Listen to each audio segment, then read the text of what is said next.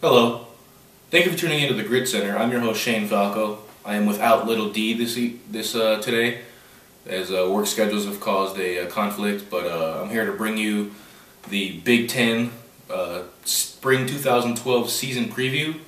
Just do a quick rundown of the teams, of what they might be like. I have his rankings and my rankings. A quick look at the possible preseason favorites for the overall individual league award winner that we still have not named yet, but we'll have it up on the website this week shortly.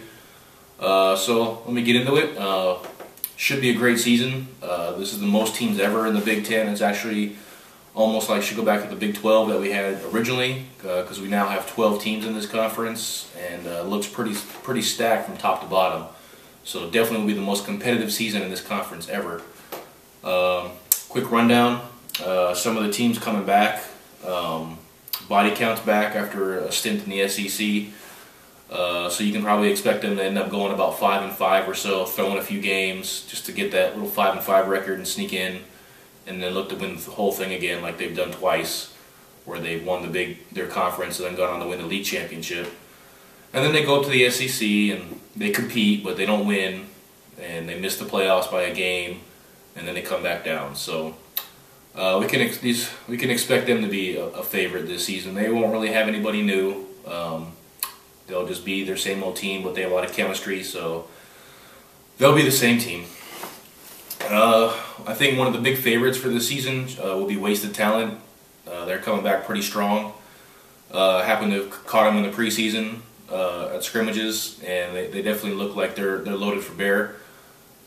They should be a real strong team. This team features the Game Changer, aka Badger Milk, aka Tommy, causing havoc on the forums and possibly on the D-line at times. And then Stone, who's always put points up on the board with his offense. So and they've got a lot of good players in the right spot. So this should be definitely a team to beat. You're gonna have the agency. This is a lockdown and the agency merged. This is like the old Empire back together again. Brad and his guys with James and his guys. So there's going to be some instant chemistry there as they get it back together. Brad's playing great football right now, so this will definitely be a team. When Brad's loose and relaxed, he's always tough to stop. So this should be a team to contend with throughout the season. Going through some of the other teams. You got UFB back. They're always going to be dangerous because with Witt, I mean, every team that has Witt is always going to be dangerous. He's always going to be a factor. So, other than that, it's pretty much the same UFB team. But again, any team with Witt always has a chance, especially in flag football. So, Scrappers, you know what the Scrappers are going to be. They're going to be, scrappy and competitive. They're always going to be in games. So. Whether they have enough to be one of the top teams of the season or not, we don't know. A couple weeks from now, we'll be able to tell a little bit better. But you know what the Scrappers are always going to bring, so they're always going to show up to play. Fury makes its return to the league. Bo has brought his team back after they've split apart a little bit, had a little East Side heat.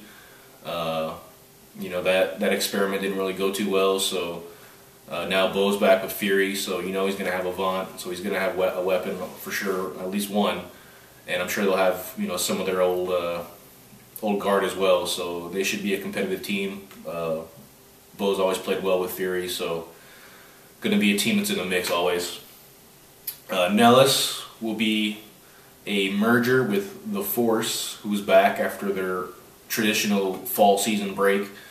And Nellis, so this will be by far the most prepared and well-coached team, as you have 2 head coaches now. So there's 2 sets of clipboards, 2 sets of polo shirts out there. We'll see what they come to bring, but they're definitely going to be a physical and defensive-oriented team for sure.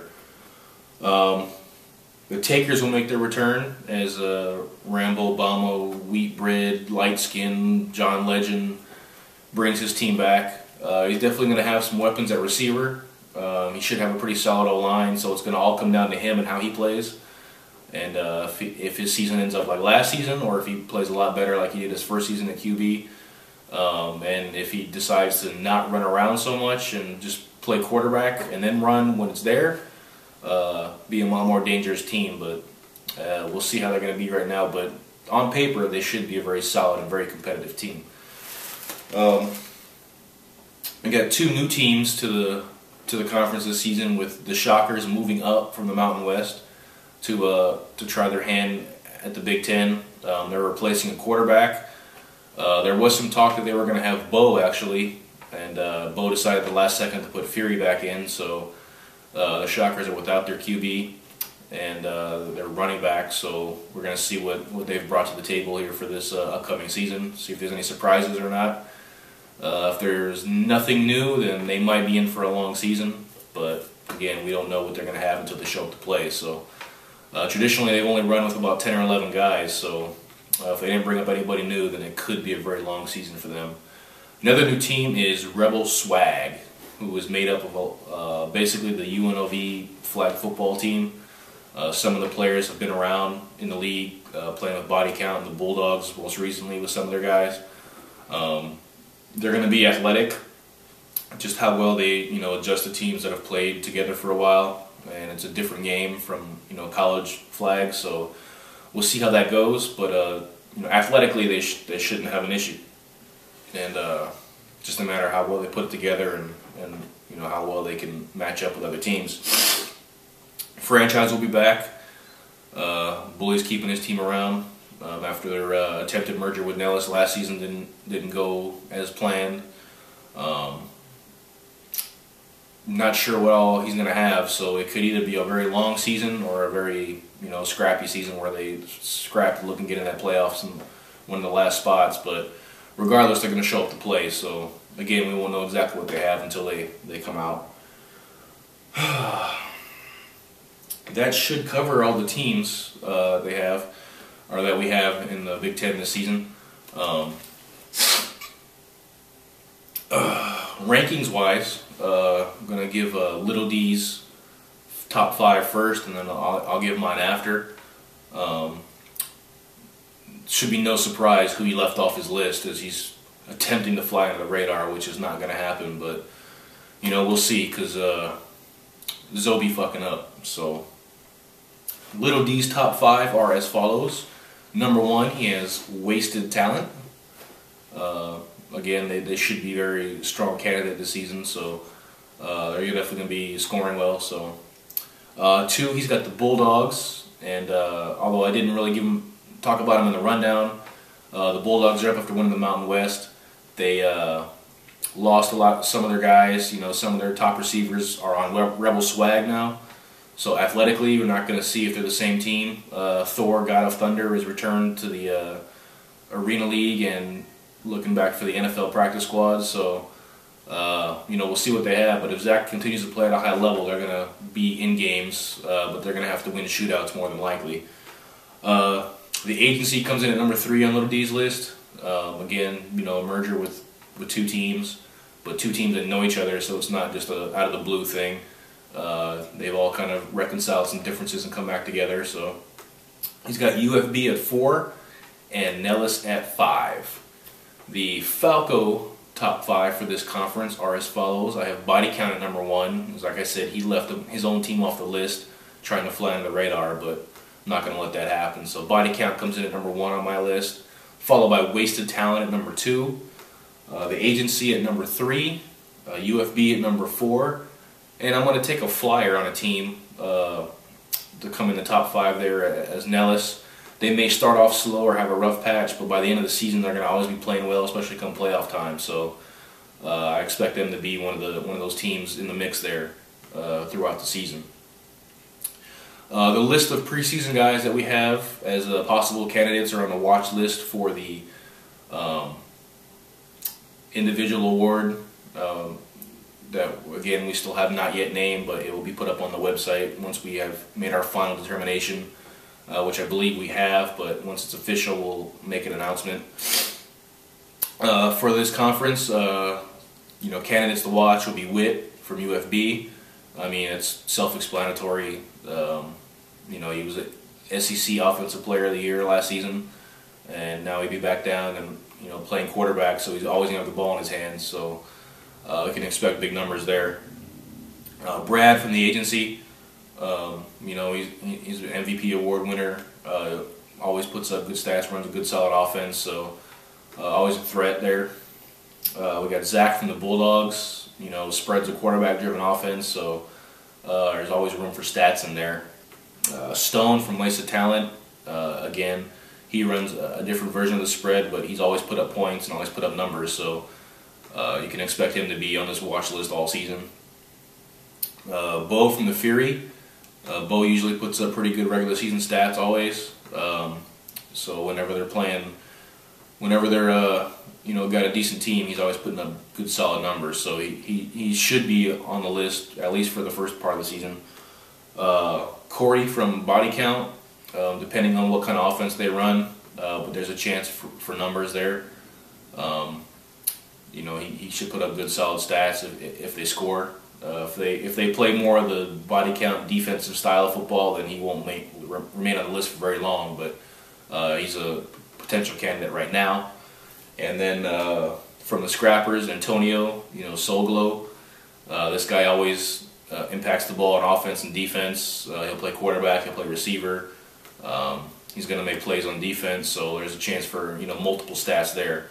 So, and he's one of the more dynamic players in the league anyway, so it's not that hard to understand why he'd be on the watch list.